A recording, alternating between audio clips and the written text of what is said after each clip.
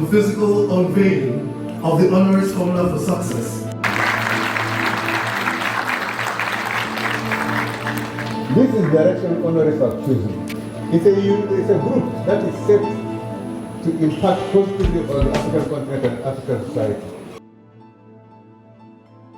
The Chief Executive Officer, Honoris United University, Mr. Jonathan Lowe, visited Nile University campus on the 22nd of November 2023 to address the Nile University staff on the new policy to improve the university standard and referendum known as Honoris Formula for Success. Honoris United University is the first and largest Pan-African private higher education network, which Nile University is proudly a part of.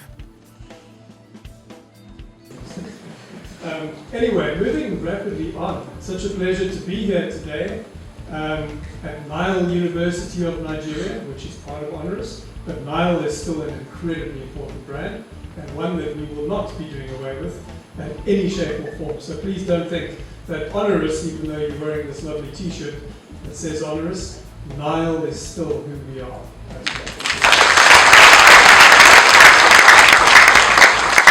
And it was fantastic to see the progress on the campus as I came with Jonathan. Where is he? Good-looking Jonathan. As I came towards the John Vermaeten Gate at the entrance to Nile University and drove down Latif Karim Boulevard. And on my right was the huge, looked like there's a place in Cape Town called Paul Rock. It's a big granite stone, the Jonathan O'Caradia, a big mountain there in the corner. And we then turned right into Prof. Debbie Dogo Road as well. So it's good to see all the personalities coming through. Gerald, we're still looking for something for you. And just go on the rest of the team, of course. But really such a pleasure to be here today and amazing to see the progress. Wow. I mean, you live with it, don't you? I haven't been here in a while, in many months, and just walking through the campus today, despite the 33 degrees heat, was absolutely incredible. It was hot, but and I wasn't wearing a t-shirt. I wish I had one. I will get one. I'll dress down next time, that's for sure. Shorts and a t-shirt and slip-flops, here I come. But anyway, it was just fantastic to see the change in the campus. And I can visualize forward a year when those buildings are filled with young students, young people, fantastic, qualified, best in the world academics. Not that we don't have them already, of course, but I'm sure we will attract even more and more. And the quality and the reputation of Nile will just continue to soar. So it's so exciting seeing this happen. And you live with it every day, so I don't think you get that same sense of excitement that I do, perhaps, because I haven't seen it in such a while. But well done to all of you, because it's not been an easy journey. It's difficult living in a building site, whether it's your own home or whether it's your place of work. But I think we will definitively reap the benefits in the future. And with that, I mean, a lot has been said about the formula already, but just for the academics and for those that deal with students, I'm going to be a bit contentious for a while, so will you bear with me? I'm going to just ping you a little bit and kind of make you think. And if I had to say to you that there's a lot of problems in the world today, would you agree with me? Yes. Yeah. Lots of problems, lots of political problems, lots of economic issues. I think lots of leadership issues generally. Wouldn't you agree? Doesn't matter what country you're in, people kind of are blaming leadership. Whether it's a leadership of corporates, whether it's a political leadership, whatever leadership it is, they're blaming them and they're saying things are not as good as they could be or should be. And that needs to be addressed. What does every leader, virtually, to a person in the world have in common? Anyone know? They've all got one attribute. Do you know what it is? A university degree. Oh yeah. Think about that.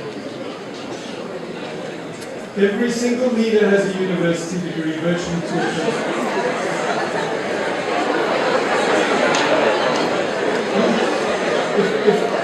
If they haven't necessarily studied it, maybe they bought it.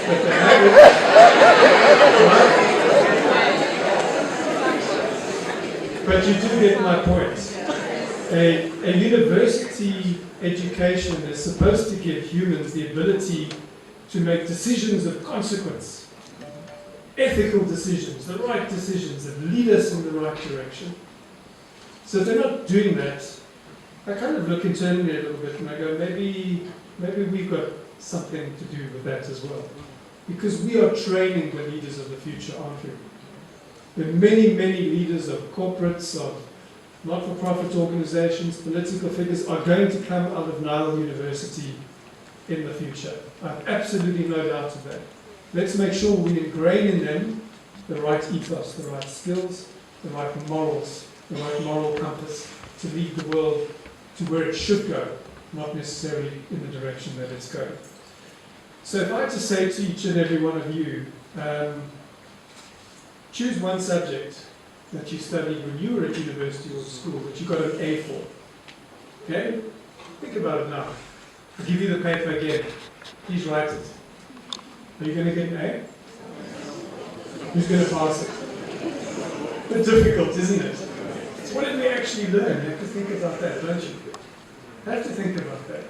And then if I said to you, I'll give you, under your chair, I'll give you all the model answers that you were in your matric exam or you were in final university class, whatever it might be. I'll give you all the model answers under your chair. You can just pull them out. You put them on the exam table and you can copy them. You get an A for everything. Everything, straight A's. Well done. What change would that have made to your life? Would you be any different? Would you be in a different place, different position? Maybe, maybe not. So, those kind of questions are, when I was at the University of St. Gallen a few weeks ago in Switzerland, we were asked to go and talk as Honoris with some of the best universities in the world. I mean, all the major European universities were there. And they were pondering these kind of questions. So if universities are the last hope to save the world, what would you teach? That was the fundamental crux of the questioning that was happening in St. Gallen. What would you teach people? If universities are the last hope and we're going to be breeding and creating a fertile ground for the leaders of the future, what would you teach them? And then each professor in the room was allowed to choose any subject beyond their own. So they could point to any of their colleagues and say, it's definitely economics, it's human resources, it's finance, it's CFA degree, whatever it might be, they're allowed to pick it. And there was a lot of consternation in the room because at the end of the voting, none of them chose each other. People were voting for skills that are not taught today. It's quite scary. So that was a big revelation, that a lot of the curricula that we teach, even though it's what we're teaching, isn't necessarily going to be giving, I think, the young people of the world the skills that they need in order to thrive and in order to be leaders and in order to take the world where it needs to go. So I think the skills that came out were strange things: empathy, agility, collaboration, empathy. You know, these are words that we kind of talk about, but we kind of gloss over. Unfortunately, artificial intelligence is taking many of the hard skills away, aren't they? So we have to learn how to interact better as humans. I think that's certainly one of the key skills that's going to drive leadership and change in the future world, and drive creative thinking. One of the many reasons why Honoris has been making acquisitions in fashion. We bought the animation school just last week. I don't know if you saw that. And we're going to bring that into all of the other African countries as well. So creative verticals, intuition, all of these kind of courses are, although they sound sexy, they're actually important as well for future employability. So that leads me then, I think, into another theme, which is if I go to when I was a young guy, and there was this mentor I had, and I was a doctor, and he said to me, you know, I was doing this MBA course. He said, well, you finished the MBA course, what do you want to do? And I said, well, I would love to lead an organization. I would love to be a leader. And like, he got up and he left the table. And I thought, Did I say something wrong? He just left, walked off. I thought, okay, but that's not so cool. This is supposed to be my mentor, he's a good friend. He just got up and left on that note. And then I kind of had a beer on my own and I thought about it. And then he came back and he said, have you thought about what you said? This was like half an hour later. And I said, yes. I would love to serve an organization one day. I would love to be part of an organization and really add value to that organization. He said, bravo, how are you getting it? Leadership is about serving, ultimately. It's not about egos and arrogance. It's about what can you do to help the organization go where it needs to go. Servant leadership, unfortunately, is the only leadership that works in this day and age. And that dawned on me in that conversation. That really is what leadership is about. And that is why we're doing this, if you think about it. So I'm just going to very briefly talk about the why, the what, and the how of the formula. So why do companies like us choose to delve into these places and ask all of the people in the companies that we have what they think about the leadership, what they think about the culture, and what they think about the company? Why do they do this? And the simple fact is that, unfortunately, in any organization, up to 60% of people are disengaged. Did you know that? It's very high. It's like an iceberg. You only see the top part, which is the engaged people. 60% what lurks underneath that are just not really, they're here for the paycheck. 25th of the month, 30th of the month, whatever the date is, I get paid, thank you, I'll do the minimum and I'll go home. They don't really feel like they belong. And I might be talking straight to some of you here. You might be saying, God, does he know that about me? I've been caught.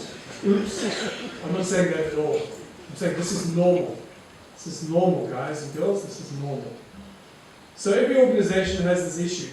And why is there this disengagement? Why?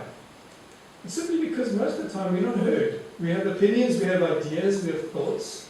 And we feel they're just kind of, there's no place to voice them. There's no place to get that out, to say what I need to say. I need to be heard. I need to feel that I'm adding a difference or making a difference in an organization, that I am part of the change process. So the first part of the why is, as your leaders, all of us here that are leaders, working together, it's what are the important issues that we need to be talking about. It's been a pleasure talking to you today, and yeah, all the best for another great year in Nile University.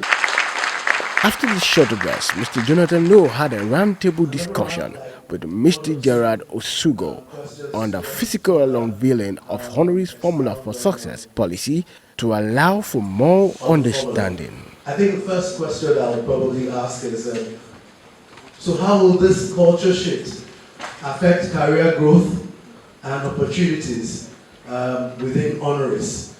Because I think one of the things that staff would want to feel is, how do they relate and interact with our sister schools, and how do our sister schools relate and interact with us? So how will this culture help to bring that to the fore? Yeah, so I think what I was saying earlier is it was amazing when you spoke to each of the organizations how different they all felt they were, even in the same country. Mancosa would tell you that they're nothing like Region. Yeah? Red and Yellow said we just, the creative people that sit outside somewhere of this whole organization. And when we looked at how their people voted, you found, wow, there's just this amazing commonality, that 85% plus correlation. So that means that when it comes to collaboration between institutions, I think it'll be a lot more receptive than it was. People are going to be able to say, well, actually, we now understand that we are far more similar than we ever thought we were. So building a common culture and creating that interaction, I think will ultimately drive more opportunities for staff and even students in the future to be able to work elsewhere across the network, either digitally or physically in person. So I think the digital stuff that Nigeria is going to do with Melanie and the team's help, they're here today, I think will be just amazing. It will be just another level. Nigeria is the first place we're launching the digital division. So Yeah, that's testament Yes, my second question, because I know that it's almost closing time and we don't want to be talking to an empty hall. Very soon you'll still see people speaking out. What role can employees play in shaping and sustaining this new culture? vote right, vote right, vote right. Just vote and write. Write down what you feel and vote and vote and vote and vote. If you don't, then we don't know. We can't change the best. So Gandhi always said, be the change that you want to see in the world. This is your opportunity. Thank you very much. I think that's the takeout. Let us be the change that we want to see, and that change will happen unless we vote. So let's always take those surveys seriously so that the outcomes will be better for us. Thank you, Jonathan. You may step down and then we'll continue the rest of the